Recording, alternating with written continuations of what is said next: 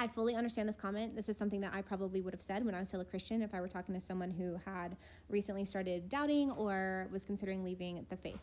But now, as someone who is deconstructed, I kind of want to talk about why this feels somewhat dishonest and disingenuous to me, although it is kind and well-meaning. Do I feel that I experienced a somewhat toxic and high control version of Christianity?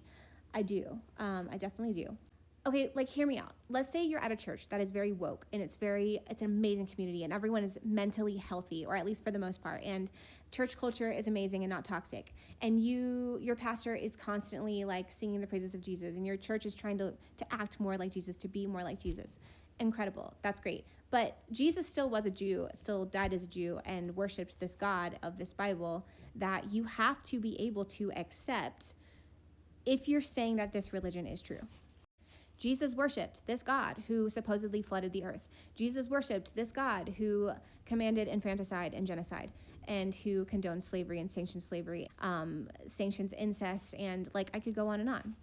Not only that, but like, okay, just the basic premise of if the Bible is true, I'm an adoptive mom, okay? I did not adopt my children so that they would love me, so that they would be devoted to me, so that they would worship me, so that they would follow my highest plan for their life. I did not adopt them for that reason. This is the God of the Bible. So you might have an amazing Christian community that's like, yeah, let's be like Jesus.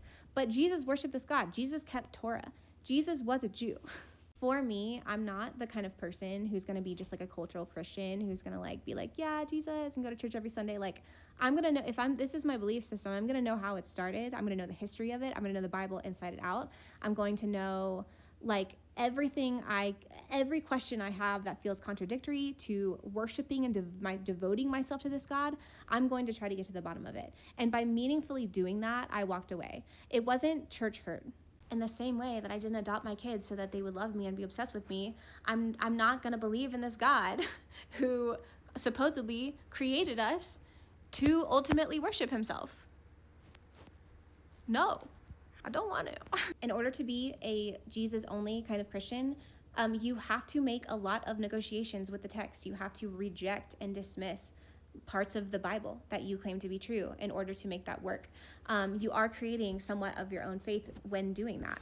The reason that some people who you would deem as not true Christians are using Christian doctrine to oppress and harm other people and to vote in ways that will oppress and harm other people is because they are finding those concepts within the Bible. You can't meaningfully call yourself a Christian who believes in this without reckoning with the entire framework that the Bible submits as true about the nature of existence, about the nature of humanity, and about the nature of God. And this framework absolutely affects how people see others. And